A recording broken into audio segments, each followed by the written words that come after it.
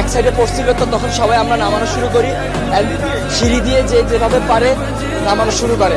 আমরা 1 নম্বর বিল্ডিং, 4 নম্বর বিল্ডিং, 5 নম্বর বিল্ডিং, 7 নম্বর বিল্ডিং সব হয়েছে 9 থেকে সেকেন্ড ইয়ার পর্যন্ত। আর আলহামদুলিল্লাহ মোটামুটি সবাই সুস্থ আছে। আমাদের ভবন নাম্বার 1 নম্বর বিল্ডিং, যে 8তলা ভবন। আর বিমানটা পড়ছে আপনার হলো জুনিয়র সেকশনে, ক্লাস প্লে থেকে 8 পর্যন্ত। 100 থেকে 150 মিটার হবে, খুব একটা না। ভবন 7, 8, মোট 7টা বিল্ডিং। আর জুনিয়রদের আছে 1, 2, 3, 4-5টা জুনিয়রদের আছে। 11টা, মোট 11টা বিল্ডিং।